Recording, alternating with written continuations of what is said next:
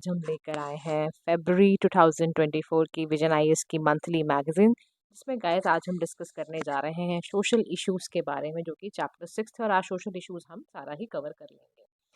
Guys, इससे पहले अगर आप चैनल पर अभी नए आए हैं तो do like, share and subscribe to PM Pathshala. Daily basis पे कम्युनिटी सेक्शन पे यूट्यूब का जो पार्ट होता है उस पर जाके आप डेली क्वेश्चन सॉल्व कर सकते हैं। डेली एक स्टैटिक क्वेश्चन, एक करंट अफेयर का क्वेश्चन डाला जा रहा है, क्योंकि प्रीलिम्स अब बहुत सारे स्टेट्स के यूपीएससी का आने वाले मंथ्स में है। तो आज ही अगर शुरुआत कर दोगे तो बेटर रहेगा, जितने ज़्यादा क्वेश्चंस हो पाए उतने करने के लिए। दूसरा, अगर आप चैनल पर नए हैं और अगर आप 2024 का अटेम्प्ट देने जा रहे हैं या 2025 में सोच रहे हैं प्रीलिम्स का पेपर देने की, तो पिछले 2 साल की वीडियोस को ऑलरेडी अपलोड करा गया है चैनल पर। आप प्लेलिस्ट पे जाकर मंथ वाइज उसको आराम से चेक कर सकते हैं। बहुत ही प्रॉपर तरीके से गाइस डाला गया है, तो आप उसको देख सकते हैं। आज हम सीधा टॉपिक पे चलते हैं और टॉपिक का नाम है हमारा senior care reforms in India. देखो, सीनियर केयर का मतलब यहाँ पर सीनियर सिटीजन्स को ही लिया जाएगा। डेमोग्राफी में जितने सीनियर सिटीजन्स बढ़ते जा रहे हैं उनसे रिलेटेड ही यहाँ पर ये बात गाइस की जा रही है। अब देखो यहाँ पर ना कहा क्या जा रहा है। सबसे पहली बात तो ये न्यूज़ में रहा ही क्यों है ना, देखो ये समझ में आना चाहिए। तो नीति आयोग ने रिलीज किया एक पोजीशन पेपर और उसका नाम टाइटल करते हुए लिखा कि senior care reforms in India, reimagining the senior care paradigm. ऐसे करके नीति आयोग ने एक रिपोर्ट निकाली। अच्छा, इसमें किन किन फैक्टर्स को लिया है, क्या किया है, वो सारा हम देखेंगे। कह रहा देखो सीनियर केयर में आता क्या क्या है। कह रहा सबसे पहले तो आप समझो भारत में, इंडिया के अंदर डेमोग्राफिक स्पेसिफिक क्या है। तो देखो इंडिया में कहता है जो सीनियर सिटीजन्स है ना, दैट इज सिटीजन्स या लोग जो कि 60 साल से ऊपर के हैं, currently comprise a little over 10% of the population. यानी कि वो क्या है, उनकी जो पॉपुलेशन है वो 10% से अराउंड है। यानी कि आप समझ लो 104 मिलियन जो है हमारे यहाँ वो लोग हैं जो कि 60 साल के ऊपर के लोग हैं। ठीक है, ये बात समझ लो। उसके बाद ये कह रहा है कि 58% जो टोटल नंबर ऑफ एल्डरली है वो वुमेन है, आउट ऑफ 54% आर विडोज। ठीक है, 7 आउट ऑफ 10 एल्डरली जो है वो कहाँ रहता है, रूरल एरिया में रह रहा है। 20% मतलब सीनियर सिटीजन को यहाँ पर ये कंसिडर कर रहा है। अच्छा, अब यहाँ देखो, यहाँ पर क्या कह रहा है। कह रहा है देखो अगर आप 1950 से 2050 की गणना देखो परसेंटेज फॉर्म में, तो आपको दिखेगा कि 1950 के अंदर सबसे ज़्यादा लोग क्या हैं, कौन सी उम्र के लोग रह रहे हैं, वो सारा डेटा इसने यहाँ पर हमें एनालाइज करके बताया है। और कौन कौन से यहाँ जा के कम होते चले जा रहे हैं। देखो अगर 1950 का डेटा उठाओगे तो इसमें देखो आपके जो 60 साल के लोग हैं वो धीरे धीरे पहले अभी कम ही थे। 0 से 14 साल के लोग यानी बॉर्न भी हो रहे हैं, यंगस्टर्स भी बढ़ रहे हैं। 60 से अबव वाला जो केस था मैंने आपको बता ही दिया। 15 से 59 यानी वर्किंग एज पॉपुलेशन का ये हिसाब किताब था। डिपेंडेंसी रेशो जो है वो ये थी, डिपेंडेंसी रेशो फिर ऐसे ही कम हुई और ये सारा हिसाब किताब चलता रहा। एक ग्राफ से इसने समझाया हुआ है। अब लेकिन हमें देखना ये है हेल्थ वाइज। देखो जो 70% जो एल्डरली है ना, उसमें बता रहा है कि उनको ना या तो एक या एक से ज़्यादा ना क्रॉनिक डिजीजेस पाई जाती हैं। अब देखो पेपर में ना, क्योंकि आपको एक एक चीज़ पता होनी चाहिए गाइस। अब सबसे पहले समझो क्रॉनिक डिजीजेस होती क्या है। तो क्रॉनिक डिजीजेस क्या होती हैं, क्रॉनिक डिजीजेस में कौन कौन सी डिजीजेस आती हैं ये आपको ज़रूर पता होना चाहिए। देखो क्रॉनिक डिजीजेस वो डिजीजेस मान के चलो जिनको ज़्यादातर 3 महीने या उससे ज़्यादा का समय लगता है उसको ठीक होने में। कह रहा है ऐसे में कौन सी डिजीजेज है। कह रहा कैंसर है, हार्ट अटैक्स है, स्ट्रोक पड़ना, डायबिटीज़ होना, अर्थराइटिस की प्रॉब्लम होना, ओल्डर एडल्ट में ज़्यादा पाई जाती है। यूजुअली कंट्रोल्ड और नॉट क्योर्ड ऐसा हालात इसमें बनते हैं क्रॉनिक डिजीजेस के। तो कह रहा आप समझ लो 75% जो एल्डरली है उसको एक या एक से ज़्यादा क्रॉनिक डिजीजेस हैं, और 20% जो इंडिया में एल्डरली है उसको मेंटल हेल्थ इश्यूज है। अब ये पेपर में आपको डालना ही डालना है। Whenever you are taking GS1 का सोशल इश्यूज, तो वहाँ पर जब भी एल्डरली रिलेटेड क्वेश्चन आए तो आपको ऐसे ही डिस्कस करना है कि देखो जो हमारे देश का ना फिलहाल की कंडीशन देखो। अब ये फैक्ट्स सारे ज़रूरी हैं आपके लिए, क्योंकि आप फैक्ट्स रखोगे पहले, उसके बाद ही तो एक्सप्लेन करोगे कि देखो जी ये हाल है, इसको ऐसे इम्प्रूव कर सकते हो। तो 20% जो एल्डरली है उसको मेंटल इश्यूज है। फिर कह रहा है कि देखो डाइट की ना इनकी बड़ी फूड इनसिक्योरिटी बहुत ज़्यादा बढ़ती जा रही है इंडिया में। कह रहा पेंशन की बात करोगे तो 78% जो एल्डरली पॉपुलेशन है वो इसी पे सरवाइव करती है, बिना पेंशन के वो कैसे जिएंगे। फिर कह रहा access to health care finance, कह रहा जो 18% सीनियर्स हैं वो कवर्ड किए गए हैं under health insurance. Health related क्योंकि जो एक्सपेंस है बहुत बड़ा कारण इंडिया में बन रहा है इंडेटनेस का, 26% कह रहा है कि उसकी वजह से कर्ज उधारी बढ़ जाती है। तो कह रहा देखो ये तो हाल है, ओवरव्यू मैं आपको दे रहा हूँ। कह रहा देखो इनके साथ ना कई सारे पैरामीटर्स पर बहुत सारे चैलेंजेस और इश्यूज देखे जाते हैं। कह रहा सबसे बड़ा इशू मैं बताऊं आपको, इनको हेल्थ डोमेन में देखने को मिलता है। कह रहा क्योंकि क्वालिटी हेल्थ केयर ना एक बड़ा बड़ा चैलेंज है इनके लिए। मल्टीपल सर्विस प्रोवाइडर्स जो होते हैं, नर्सिंग है, एजेंसीज हैं, फिजियोथेरेपिस्ट है, इनको कॉन्टिन्यूसली देखो चाहिए ही होता है। बुढ़ापे की बात हो रही है गाइज, आपके घरों में भी ज़रूर एल्डरली पॉपुलेशन रहती होगी और आप जानते हैं कि हर पल उनको ये सर्विसेज की ज़रूरत पड़ेगी पड़ेगी। और हेल्थ सिस्टम की बात करें तो प्रोडक्टिव मैटरनल कम्युनिकेबल डिजीज हैं, नॉन कम्युनिकेबल डिजीजेज हैं, लाइक आपके ना लो लो प्रायोरिटी फॉर जीरेट्रिक। जीरेट्रिक केयर क्या होती है ये भी आपको पता होना चाहिए। तो देखो अल्टीमेटली यहाँ पर क्या बता रहा है कि अल्टीमेटली हर तरह से दिक्कत ही दिक्कत है। जीरेट्रिक केयर में मतलब समझते हो कि अल्टीमेटली जो आपका वृद्ध व्यक्ति है, जो एज्ड पॉपुलेशन है, उसको बहुत सारी पॉपुलेशन दिक्कत है, प्रॉब्लम है, डिजीज से रिलेटेड, एजिंग से रिलेटेड, है ना, जिसमें बहुत सारी डिजीज आ सकती हैं। बोन में फ्रैक्चर हो जाना, वर्टिगो हो जाना, डिप्रेशन की समस्या आ जाना, डिमेंशिया हो जाना, क्योंकि जो आपकी लाइफ एक्सपेक्टेंसी है वो रिड्यूस होती जा रही है, तो जो केयर की भी ज़रूरत है। कह रहा देखो की लर्निंग में अगर आप देखोगे तो देखो जापान जो है, हेल्दी जापान 21 प्रोग्राम है एक तरह का। इसका काम पता है क्या है? एजिंग को, एक्टिव एजिंग को प्रमोट करना, smart walk, smart diet, smart breath, smart checkups. तो जर्मनी में भी ये एक तरह से आया हुआ है ताकि ये मिलता चला जाए। फिर उसके बाद यहाँ ये कह रहे हैं देखो इनका चैलेंज जो है ना, सोशल डोमेन में भी है। हेल्थ डोमेन बताया मैंने आपको, क्योंकि क्वालिटी हेल्थ केयर नहीं है। सोशल डोमेन में क्या होता है कि सोशल सिक्योरिटी स्कीम्स में ना बोल तो दी गई है कि आएगा, स्कीम आएगा जी, पेंशन मिलेगा जी आपको, इम्प्लीमेंट ही नहीं हुई। कह रहा 12% एल्डरली पॉपुलेशन है जिसको maintenance and welfare of parents and senior citizen act के बारे में पता है, या अन्नपूर्णा स्कीम के बारे में पता है। कह रहा देखो कितनी कम पॉपुलेशन को तो इसके बारे में पता है। फिर दूसरा, रीजनल डिवाइड इतना ज्यादा है कि आपको शर्म आ जाएगी देख के। कह रहा रूरल अर्बन इनइक्वालिटी इस कदर है कि रूरल रेसिडेंट बहुत ही डिसफेवर फील करता है, उसको लगता ही नहीं कि हम एक ही कंट्री में रह रहे हैं और इतना अनफेवरेबल सिचुएशन है।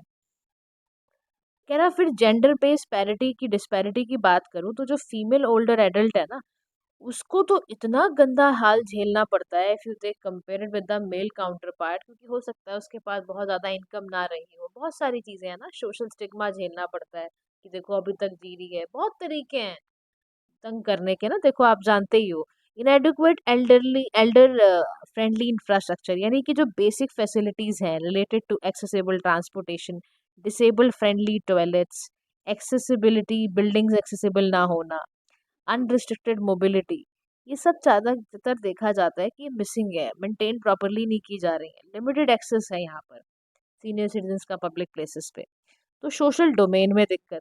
फिर तीसरी प्रॉब्लम पता है क्या आती है? इकोनॉमिक डोमेन बहुत बड़ा क्राइसिस है इनके लिए। कह रहे बहुत सारे जो एडल्ट हैं, ओल्ड एज में पहुंच गए हैं, उनकी सफिशिएंट सेविंग्स नहीं है, इंश्योरेंस नहीं है, पब्लिक प्राइवेट पेंशन्स नहीं है, तो they live or on or to fund long term care के लिए कैसे फंड करेंगे। कह रहा 70% ऐसी पॉपुलेशन है दिल्ली जो ना डिपेंडेंट है for everyday maintenance on family and relatives. कहाँ से उनके लिए पैसे लाओ। फिर कह रहा है कि elder financial abuse has receive recognition as a growing socio economic public health problem बनती जा रही है, क्योंकि उनके पास पैसा नहीं होता। फिर डिजिटल डोमेन में आप जानते ही हो कि वो ना डिजिटल ट्रेनिंग क्योंकि ली नहीं होती है, पॉसिटी होती है उस चीज की, डिजिटल एक्सेस नहीं कर पाते। तो कह रहा है कि according to Age Well Foundation survey, approximately 85.8% जो रिस्पोंडेंट है ना वो डिजिटली एंड कंप्यूटर वाइज बड़े इलिटरेट हैं, वो ठीक से पढ़ नहीं पाते हैं। कह रहा देखो ये भी एक अपने आप में समस्या ही है गाइज। फिर उसके बाद कंट्रीब्यूशन जो वर्कर्स का है, केयर वर्क का है, वो हमेशा नेग्लेक्टेड रहता है, अंडर वैल्यूड रहता है, अंडर पेड रहता है। Care work is often viewed as a low skill job, क्योंकि केयर वर्क को कोई अच्छा नहीं मानता और ज़्यादातर इसको वुमेन करती है। अरे गाइज मैं आपको बताऊं, हमारे ही पड़ोस में अभी किसी ऐसे किसी की समस्या आ गई थी और वो ओल्ड लेडी थी और अकेले रहती थी। तो उनकी फैमिली ने, वो फैमिली अलग रहती थी तो वो अलग यहाँ पे रह रहे हैं, तो उनको ना एक मेड दे दी ला के। अब वो ना हर महीने 35,000 चार्ज करती है, फिर वो अपनी चलाती है, ज़्यादा उनकी बात भी नहीं सुनती है। वो बहुत परेशान रहती हैं उस मेड से भी। तो देखो, केयर वर्कर्स भी बहुत अच्छा केयर नहीं कर रहे हैं। आप देखो दिल्ली के हालात बता रही हूँ मैं आपको, ये भी एक हालात बनने लग गए हैं कि ऐसा हो रहा है एल्डरली पॉपुलेशन के साथ। कह रहा तो ऐसी रिकमेंडेशन ऐसी क्या दी जाए कि कैसे सुधारी जाए ये प्रॉब्लम? देखो सोसाइटी की प्रॉब्लम तो है, और बीइंग अ एस्पिरेंट और बीइंग अ यूपीएससी एस्पिरेंट, और कल को आप सर्विसेज में होगे तो आपके सामने भी ये चुनौती होगी आपके डिस्ट्रिक्ट की कि भाई एल्डरली पॉपुलेशन को कैसे सही रखा जाए, कैसे उनको एक क्वालिटी हेल्थ केयर दिया जाए। तो कह रहा कि सबसे बड़ी चीज है efforts to ensure health empowerment and inclusion. कह रहा प्रमोट करो आप सबसे पहले जाके, देखो सबसे पहला काम ही क्या होता है कि हम अल्टीमेटली लोगों को इन्फॉर्म तो करें, अवेयर तो करें। तो अल्टीमेटली यहाँ क्या कह रहे हैं कि promote health literacy among seniors and then caregivers to enhance their understanding of. सबसे पहले उनको जेरेट्रिक हेल्थ इश्यूज और रिलेटेड रिस्क के बारे में समझाएं, क्योंकि वो फ्री होते हैं। ऐसे कैंप्स वगैरह हम लगा सकते हैं जिसमें उनको इनवाइट करें, उनको बताएं। हेल्थ कैंप्स की देखो बात हुई, अभी मैं कर ही रही थी और सामने आ गया कि increase accessibility of services medical units के थ्रू, कुछ एक्सेसिबल प्लेटफॉर्म्स के थ्रू। फिर इंसेंटिवाइज करना है प्रिवेंटिव हेल्थ को, ऐसे उनके वेकेशंस प्लान करो, वैक्सीनेशंस उनको दो, हेल्थ चेकअप्स कराते रहो, और हर साल का एक सिस्टम रखो जिसमें उनका एनुअल हेल्थ असेसमेंट होता चला जाए। रिसर्च एंड सेटअप कर दो एक रिसर्च इंस्टीट्यूशंस को, ताकि जो नॉलेज रिपोजिटरी है वो लोगों की बढ़े। फिर सिनर्जाइज करो पब्लिक और प्राइवेट सेक्टर्स के बीच में, कि जो भी उनका डेवलप लो हेल्थ केयर आ रहा है, सिस्टम आ रहा है, जो भी इंफ्रास्ट्रक्चर गैप्स है, उनको ट्रिपल पी मॉडल के थ्रू उसको ठीक कर दिया जाए, राइट। फिर नेक्स्ट एफर्ट लेना है to ensure social empowerment and inclusion. सबसे पहला काम इसमें क्या करना है? अवेयरनेस। एफर्ट लो, सेंसिटाइज हो कि लार्जर कम्युनिटी क्या सोच रही है, नीड्स एंड चैलेंजेस को जो भी एक्सपीरियंस कर रही है उसको कैसे ठीक किया जाए। क्योंकि देखो हमारा सबसे बड़ा काम है सोशल इंक्लूजन करना। जो सोसाइटी के बच्चे हैं जिन्होंने भी ऑप्शनल सब्जेक्ट अपना सोशियोलॉजी रखा है ना, बड़ा इंपॉर्टेंट टॉपिक है इसके लिए, उन सभी के लिए। और GS1 में तो आपको लिखना ही होगा सोशल इश्यूज। फिर लीगल रिफॉर्म्स एल्डरली के लिए लगना ही पड़ेगा आपको, लीगल अवेयरनेस तो देना ही देना है आपको। फिर build and strengthen provision of assisted living facilities. फिर elder for the elderly model, एक पीयर सपोर्ट ग्रुप्स एस्टैब्लिश करो जहाँ पे seniors can exchange experiences and all. One stop centralise portal create करो ताकि इजी एक्सेस दे पाओ उन सर्विसेज को भी। Next is efforts to ensure economic empowerment and inclusion, कि उनकी जो देखो एल्डरली पॉपुलेशन है माना, लेकिन रीस्किलिंग दो, ताकि अगर वो चाहें और लेबर मार्केट एम्प्लॉयमेंट अपॉर्चुनिटी उनके लिए भी क्रिएट करो। क्योंकि क्या होता है गाइज, अगर थोड़ा बहुत भी वो काम करेंगे ना, और अगर हेल्थ भी उनका ठीक चलेगा, मेंटली भी स्ट्रेस फील नहीं करेंगे, पैसे भी थोड़े बहुत अर्न कर सकेंगे, उससे भी उनकी लाइफ अच्छी हो जाएगी। ये भी बहुत ज़रूरी काम है, रीस्किलिंग कर दो। इसलिए इनकरेज करो उनको कि भाई आप ना पब्लिक फंड इंफ्रास्ट्रक्चर में इंक्रीज कर दो उसका कवरेज, पेंशन सपोर्ट वगैरह दो, थोड़ा एक्सटेंड करो। अनऑर्गेनाइज सेक्टर्स को तो सबसे स्पेशली करो, ताकि अगर कोई इन्फ्लेशन जैसी समस्या भी आए तो वो उससे जूझ पाए। फिर डिजिटल एम्पावरमेंट करने के लिए डिजिटल डिवाइसेस दो आप सीनियर्स को, उनको एक्सेस बढ़ाओ और अफोर्डेबल बनाओ, उनको सीनियर डिस्काउंट दे दिया करो। डिजिटल लिटरेसी बढ़ाओ। और प्राइवेट जितने भी पार्ट हैं, पब्लिक प्राइवेट पार्टनरशिप वाले या CSR रिस्पॉन्सिबिलिटी के तहत जितनी भी कंपनीज हैं, उनको बोलो कि ज़्यादा से ज़्यादा एल्डर केयर होम्स में देखती हूँ इंडिया में बहुत है, लेकिन उनकी टेकिंग केयर के लिए अच्छे लोग नहीं है, केयर टेकर्स अच्छे नहीं हैं। तो वो अच्छे करने के लिए उसकी फैसिलिटीज़ क्रिएट करें, उनको अच्छी सैलरीज वगैरह दें ताकि वो अच्छे से काम करें। प्राइवेट सेक्टर इंश्योरेंस बढ़ाएं, स्किल बिल्डिंग प्रोग्राम चलाएं इनके लिए, ताकि इनकी लाइफ अच्छी हो जाए। कह रहा क्या कुछ ऐसे कॉन्स्टिट्यूशनल प्रोविजंस भी हैं कि हमें ध्यान रखना चाहिए अपनी एल्डरली पॉपुलेशन का? कह रहा बिल्कुल। कह रहा DPSP आर्टिकल 41 क्या बोलता है कि हमें इफेक्टिव प्रोविजंस बनाने चाहिए, और जो भी right to work, education, public assistance वगैरह में है उनको हेल्प करनी चाहिए। फिर 7th शेड्यूल इंडियन कॉन्स्टिट्यूशन का कंकरेंट लिस्ट का पार्ट है। Old age pension, social security, social planning, ये सब कॉन्स्टिट्यूशनल प्रोविजंस ही हैं। लीगल मेजर्स में बात करोगे तो Hindu adoption and maintenance act 1956 इसकी ऑब्लिगेशन बना दो एज्ड पेरेंट के लिए। इनकम टैक्स एक्ट के तहत भी सीनियर सिटीजन अपना डिस्काउंट टैक्स में ले पाए। नालसा की सर्विसेज प्रोवाइड कर दो। पॉलिसी सपोर्ट दो। वेलफेयर के तहत उनके लिए ना हमने एक सीक्रेट पोर्टल भी बना रखा है इंडिया में। तो ऐसा नहीं कि we have not created the framework, we have created the framework, the only thing is we should avoid the gaps while implementing the things. ठीक है, तो ये हमारे लिए इंपॉर्टेंट है। सीनियर सिटीजन के लिए हमने एक सेज इनिशिएटिव भी लिया था गाइस। इसमें क्या होता है, मिनिस्ट्री ऑफ सोशल जस्टिस ने इसको एम्पावर किया और सीनियर एजिंग ग्रोथ इंजन हमारा इनिशिएटिव है। इसमें हमारा प्रमोट होगा, इंसेंटिवाइज होगा सीनियर केयर प्रोडक्शन सर्विसेज।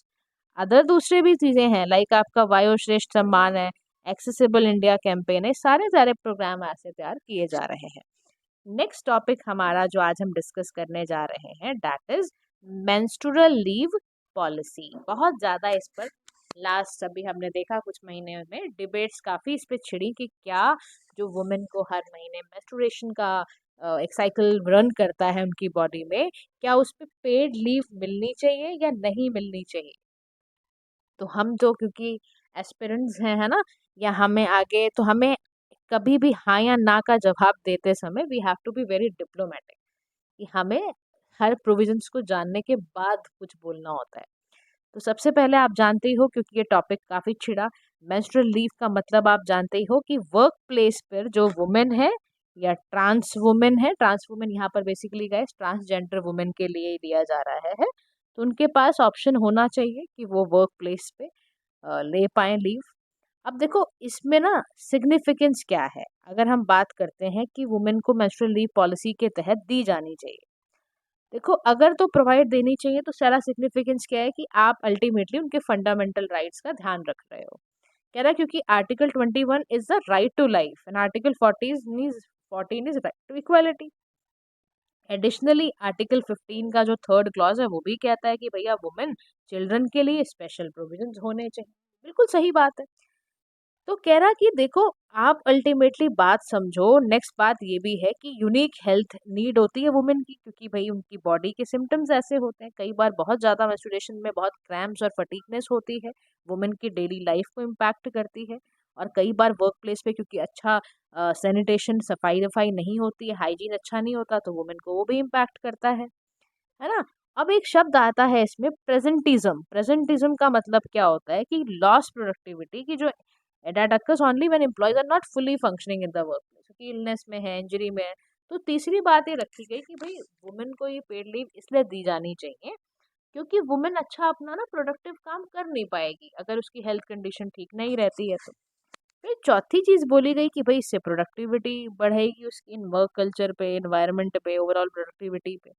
और पांचवी चीज कह दी कि भाई डिस्टिग्मेटाइज करो डिस्कशन अराउंड वुमेन्स हेल्थ, है ना। ये एक बात ये बोला गया कि ये स्टिग्मा विग्मा हटाओ और वुमेन की हेल्थ पे बिल्कुल डिस्कशन होना चाहिए कि भाई देखो उसकी रिप्रोडक्टिव हेल्थ है, उसका रिप्रोडक्टिव राइट है, तो क्यों ना दिया जाए। फिर बात है status of menstrual leave policy in India. कह रहा देखो नेशनल लेवल पर अगर आप देखोगे तो आज तक हमारी कंट्री में कोई लॉ नहीं आया, कोई सेंट्रल डायरेक्शन नहीं दी गई कि हमें पेड मेंस्ट्रुअल लीव दी जानी चाहिए। कह रहा फिर ड्राफ्ट मेंस्ट्रुअल हाइजीन पॉलिसी के बारे में हमने जरूर एड्रेस करा है कि भाई जेंडर डिस्क्रिमिनेशन ना किया जाए और उनको वर्क फ्रॉम होम ऑप्शन वगैरह दे दिया जाए। फिर 2022 में ये बिल भी चला, प्राइवेट मेंबर बिल था, और बोला गया भाई कम से कम 3 दिन का किसी भी अगर वो registered establishment with the government अगर कोई काम कर रही है तो उसको मिलनी चाहिए लीव।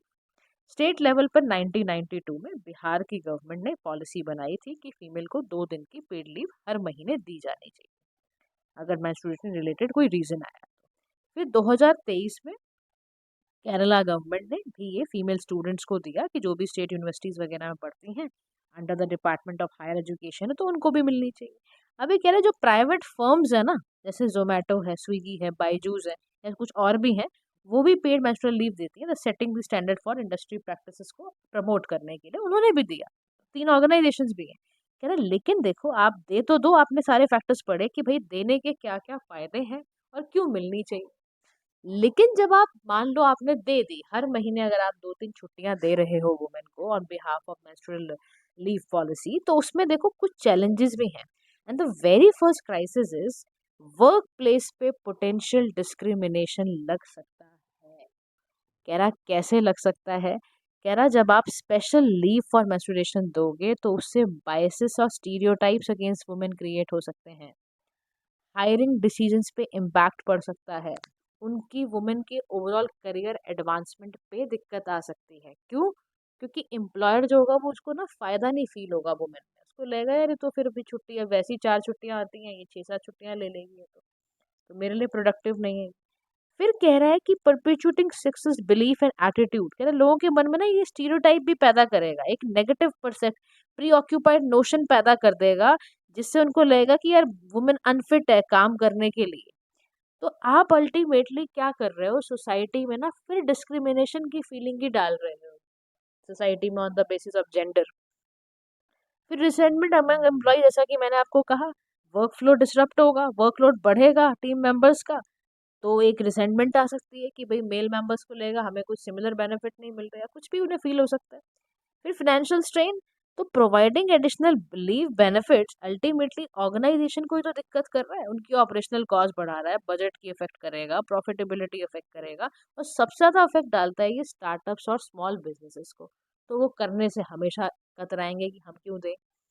फिर इनफॉर्मल सेक्टर में इसे इम्प्लीमेंट करना बेहद मुश्किल है। कह रहा क्यों? क्योंकि इनफॉर्मल वर्कर या फ्रीलांसर गिग वर्कर्स जो होते हैं वो ट्रेडिशनल एम्प्लॉय बेनिफिट से बाहर ही होते हैं। उनको ये बेनिफिट एक्सटेंड करना बहुत डिफिकल्ट है। फिर सोशल स्टिग्मा लगेगा, फीमेल एम्प्लॉयज हेजिटेंट फील करेंगे, क्योंकि जब पता पब्लिकली चलेगा देखो जी इनको तो अभी फाइनली बॉडी में ये सब चल रहा है, तो वो फिर थोड़ा सा ना, आप समझ रहे हो, एक ऑकवर्ड फीलिंग्स रहेंगी उनके अंदर। तो वो चक्कर में ये बता रहा है कि ये चैलेंजेस हैं। तो कह रहा देखो अल्टीमेटली होना क्या चाहिए, देखो अब है ना, अल्टीमेटली कुछ तो फैसला लेना पड़ेगा। तो कह रहा है कि आप क्या करो, इम्प्लीमेंट करो menstrual leave policies, but incentivise करो प्राइवेट फर्म्स को, तब जाके वो दें तो वो आपका ना फीमेल पार्टिसिपेशन को वो रोकेंगे नहीं। फिर कुछ ना कुछ देखो ऑल्टरनेटिव ज्यादातर ढूंढो, कि वर्क फ्रॉम होम लगा दिया, कस्टमाइज वर्क शेड्यूल कर दिया, ऐसा कुछ करो। बल्कि आप rather than giving the full leave and all, ये सब करने से अच्छा आप work from home kind of things ला दो। फिर एक ना inclusive workplace environment create करो, हाइजीनिक फैसिलिटीज दो, प्राइवेट जो भी स्पेसेस हैं या जो भी आप स्टॉकिंग कर रहे हो एसेंशियल सप्लाईज का, वो सब करो आप। फिर डीसिग्मेटाइजिंग मेंस्ट्रुएशन, एजुकेशन अवेयरनेस कैंपेन्स वगैरह चला दो। रिकंसिडर करो healthy work culture by creating sick parental vacation leave policy बना के। रिस्पॉन्सिव बनाओ, वर्कर की नीड के अकॉर्डिंग ना क्रिएट करो चीज़ें। अगर उसको नीड है तो जाए, वरना कोई बात नहीं। अगर उसको लग रहा है कि शी इज़ फीलिंग गुड और वो कर सकती है काम इस कंडीशन में भी, तो कोई दिक्कत नहीं है। फिर कह रहा देखो ग्लोबली ऐसा क्या हो, क्या ग्लोबली ऐसी कुछ लीव्स दी जाती हैं? तो कह रहा बिल्कुल दी जाती हैं। जापान में 1947 से ही शुरू हो गया था कि अगर वुमेन ऑन रिक्वेस्ट चाहती है तो उसको मिलेगी, बट यहाँ ऑन रिक्वेस्ट है। साउथ कोरिया में अगर फिजियोलॉजिक लीव के नाम से जानी जाती है तो वुमेन को can get a days leave, उसको एवरी मंथ 1 दिन की लीव मिलती है। इंडोनेशिया में भी है, ये 2 दिन की मिलती है। अदर कंट्री जैसे कि आप जाम्बिया है, वियतनाम, ताइवान है, वहाँ पर भी ऐसा प्रोविजन है कि वहाँ पर भी दिया जाता है। तो आप अपना देखो ग्लोबली देखकर अपनी नीड के अकॉर्डिंग इस चीज़ को अच्छे से करो। तो समझ रहे हो, एकदम से हाँ ना नहीं कह देना है, आपको एकदम ब्यूरोक्रेट्स की तरह ही बात करनी है। आपको यही दिखाना है कि आप बड़े ही सब फैक्ट्स को जानने के बाद कुछ बात कहने जा रहे हो। फिर नेक्स्ट टॉपिक आता है surrogacy regulation amendment rules 2024। Next हमारा टॉपिक है ये। देखो सबसे पहले समझो why this is in news. तो ministry of health and family welfare ने नोटिफाई करा सरोगेसी अमेंडमेंट रूल 2024, और इसको अमेंड करके 2022 वाले को ही अमेंड करके लाया गया है। अब आपको समझना चाहिए कि सरोगेसी क्या होती है, ये सब चीज़ें आई कहाँ से। क्या ना देखो, मेयर रॉकी टैंक्स की कास्टर हॉजर करके एक सिंड्रोम होता है, रेयर कंजेनिटल डिसऑर्डर है जो फीमेल के रिप्रोडक्टिव सिस्टम को अफेक्ट करके उसको इनफर्टाइल बनाता है, कि वो बच्चे नहीं पैदा कर सकती। ये रेयर डिजीज है। अब कह रहा है कि सरोगेसी है क्या, बैकग्राउंड क्या है, टाइप ऑफ सरोगेसी क्या होती है। तो सरोगेसी में अभी जो रूल्स एंड रेगुलेशंस निकल कर आए उसका बैकग्राउंड पता है क्या है? 2022 में इससे रिलेटेड कुछ रूल्स एंड रेगुलेशंस आए, और बोला गया 2023 तक कि भैया ऐसा है, जो भी आप डोनर गैमेट्स को यूज नहीं करोगे, बोथ फीमेल एंड जो भी है गैमेट्स हैं, इंटेंडिंग कपल से ही आना चाहिए। अब आपके मन में सवाल ये उठना चाहिए कि इंटेंडिंग कपल क्या होता है, क्योंकि ज़रूरी है। इंटेंडिंग कपल का मतलब होता है गाइस, जो कपल मेडिकली सर्टिफाई करेगा कि हम एक इनफर्टाइल कपल है और हम चाहते हैं पेरेंट्स बनना सरोगेसी की मदद से, तो उसको हम इंटेंडिंग कपल कहते हैं। बात समझ गए? अब अक्टूबर 2023 में क्या हुआ, सुप्रीम कोर्ट के अंदर अरुण मुथुविल करके वर्सेस यूनियन ऑफ इंडिया का एक केस था। उसने वुमेन जिसको ये प्रॉब्लम थी ना, ऐसा सिंड्रोम का प्रॉब्लम था, उसको बोला कि ठीक है भाई, तू सरोगेसी करा, तेरे को डोनर एक्ट मिलेगा। ठीक है। अब देखो, सरोगेसी में समझ लो पहले दो तरह, फिर मैं आगे आपको पढ़ाती हूँ। एक होती है एल्ट्रिस्टिक सरोगेसी, यानी कि अगर कोई सरोगेट मदर है और वो मेडिकल एक्सपेंसेस वगैरह तो उसको ड्यूरिंग प्रेगनेंसी दिया जाएगा, लेकिन उसको कोई भी मॉनेटरी कंपनसेशन नहीं दिया जाएगा, जो भी सरोगेट मदर है। लेकिन कमर्शियल सरोगेसी में क्या होता है, मॉनेटरी बेनिफिट, कैश रिवॉर्ड वगैरह दिया जाता है, मेडिकल फैसिलिटीज वगैरह, कवरेज, इंश्योरेंस वगैरह सब दी जाती है। लेकिन हमने अपने देश में कमर्शियल सरोगेसी को, foreign nationals, government ban surrogacy for foreign nationals इन 2015। हमने फॉरेन नेशनल्स का बिल्कुल पत्ता ही काट दिया 2015 में कि भैया आने की जरूरत नहीं है, कमर्शियल सरोगेसी के लिए बिल्कुल आने की जरूरत, ये काम नहीं करना। अब कोर्ट ने अमेंडमेंट जो करी वो ध्यान रखो क्या करा, कोर्ट ने कहा जो भी इंटेंडिंग कपल है, अगर वो पेरेंटहुड अचीव करना चाहता है सरोगेसी के through and is prima facie contrary to the objection of this, तो उसके लिए कुछ देखना पड़ेगा। अब देखो सवाल ये उठता है, क्योंकि भाई आपको लीगल वर्ड जरूर पता होने चाहिए। अब इसमें एक शब्द आया गया, प्राइमा फेसी, जरूर आपने सुना होगा। देखो, प्राइमा फेसी का मतलब होता है एट फर्स्ट साइट। समझ में आया? एट फर्स्ट साइट होता है इसका मतलब।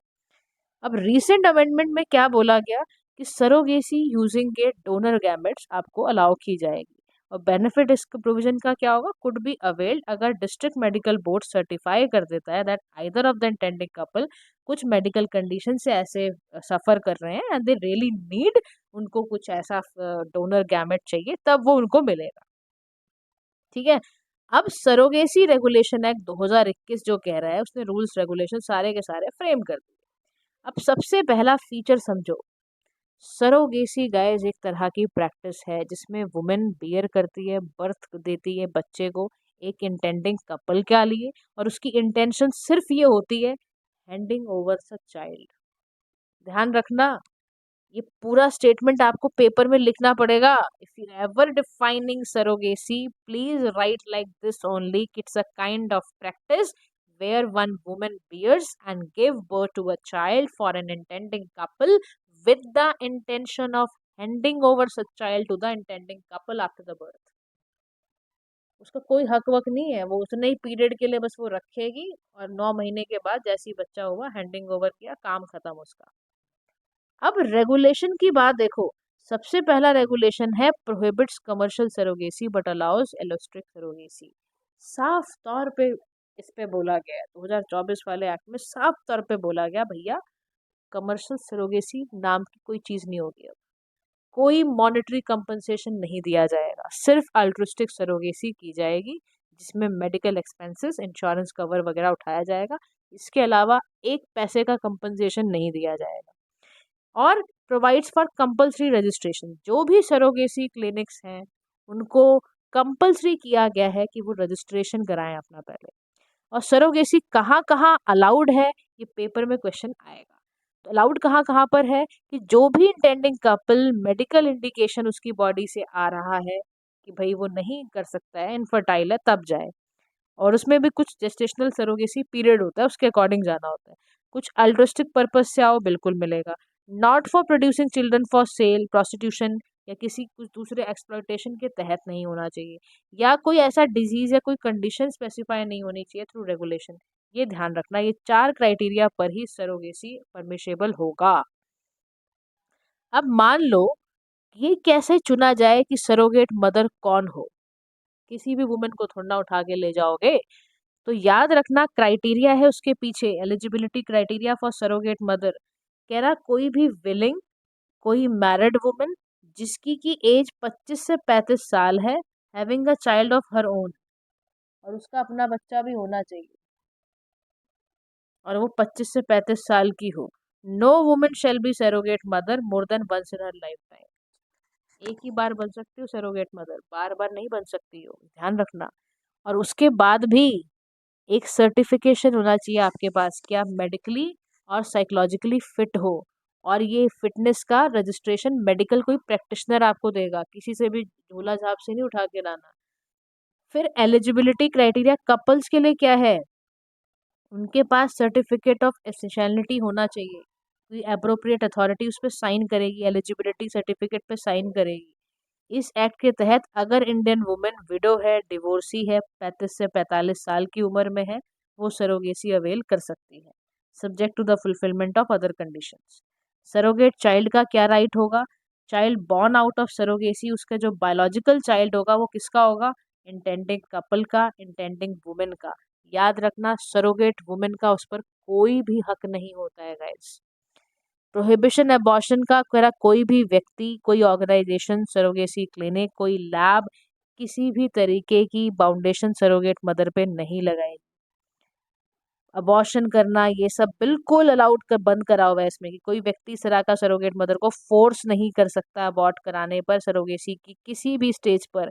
हाँ, कुछ ऐसी कंडीशन उसकी बॉडी में बनी तो बात अलग है, फिर वो मेडिकल प्रैक्टिशनर से बातचीत करके होगा। फिर उसके बाद यहाँ पर आएगा national assisted technology and surrogacy board. कह रहा है इसमें चेयरमैन बैठता है ministry of family and health and family welfare का, वो एडवाइस करेगा सेंट्रल गवर्नमेंट को पॉलिसी मैटर पर। फिर रिव्यू होगा, इम्प्लीमेंटेशन, कोड ऑफ कंडक्ट लगेगा, मिनिमम स्टैंडर्ड तैयार किया जाएगा, तब ऐसे ही नहीं क्रिएट हो जाएंगी चीज़ें। सर्टिफिकेट ऑफ एसेंशियलिटी आया और एलिजिबिलिटी ध्यान रख लो वो क्या होता है। एसेंशियलिटी का मतलब है कि अगर प्रूव कर दिया गया है कि कपल या एक कपल या दोनों अगर कुछ भी इनफर्टाइल मामला है, डिस्ट्रिक्ट मेडिकल बोर्ड उस पर साइन करके देगा। ऑर्डर ऑफ पेरेंटेज और custody surrogate mother magistrate court में जाएगी, मैजिस्ट्रेट कोर्ट के साइन करवाने पड़ेंगे। इंश्योरेंस कवरेज करनी पड़ेगी 36 मंथ का। सर्टिफिकेट ऑफ एलिजिबिलिटी का भी क्राइटेरिया है, 23 से 50 साल का होना चाहिए। They do not have any surviving child, biological adopted, ये सब वाला मामला नहीं होना चाहिए। तो ये सारी की सारी बातें।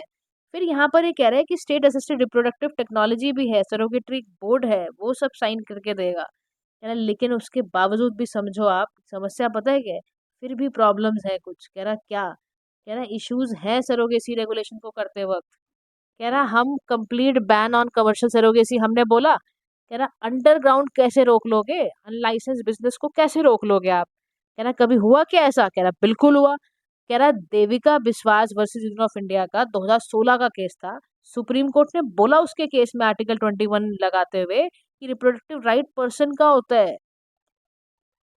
Also the ban on commercial denies women और the use of their reproductive ability for monetary gain. कह रहा वुमेन का राइट है उसका रिप्रोडक्टिव हेल्थ वो जाने, तो मॉनिटरी गेन उसको क्यों नहीं लेने दे रहे। तो इसने केस उठा दिया देविका विश्वास ने, तो सुप्रीम कोर्ट ने बोला भाई सही बात है, रिप्रोडक्टिव राइट तो पर्सन का होता ही है। तो ये बात है। फिर लिमिटेड अवेलेबिलिटी, कह रहा देखो ऑल्ट्रिस्टिक सरोगेसी कितने लोग कराने चाहेंगे जब उनको मॉनिटरी गेन ही नहीं होगा, तो ये भी एक चैलेंज है। तीसरा, reinforces patriarchal norms, altruistic surrogacy women को वल्नरेबल कंडीशन में अपनी ही फैमिली में डाल देगी, क्योंकि इतनी पेट्रियार्कल कंट्रोल है कि उसकी अपनी रिप्रोडक्टिव चॉइस रही नहीं जाती है कि वो पैदा करे कि ना करे। तो कह रहा क्या किया जाए ऐसे में, तो कह रहा सबसे बड़ी दिक्कत जो है उसको दूर करने के लिए अवेयरनेस चलाओ, एक्सप्लॉइटेशन सरोगेट मदर्स का एलिमिनेट हो, इसलिए उसके राइट और उससे गेन कराने के लिए कुछ भी उसका इन्फॉर्म्ड कंसेंट लो, क्लैरिटी दे दो। There is a need to clarity, define terms, close relative, infertility सब बताओ उनको बैठ के, और मेडिकल फैक्टर सारे बताओ उनको। रिड्यूस कर दो एज लिमिट फॉर इंटेंडिंग का women who is availing that, minimum 35 years तक रखो आप। मेक मोर इंक्लूसिव, यानी जितने भी अनमैरिड वुमेन है, सेम सेक्स कपल हैं, अनमैरिड हैं, सिंगल मैन है, surrogacy from availing surrogacy should be explored. थोड़ा सा मोर इंक्लूसिव बनाओ, पॉसिबिलिटी बनाओ कि इनको भी इंक्लूड किया जाए, वरना इनका क्या होगा, ये क्या करें। ठीक है, तो this is about guys this topic. Guys will do the next 2 topics in the next video, आज ही मिलेगी आपको, अभी तो मैं टायर्ड हो गई guys. Thank you so much for listening, do like share and subscribe to PM Pathshala. Have a nice day to all.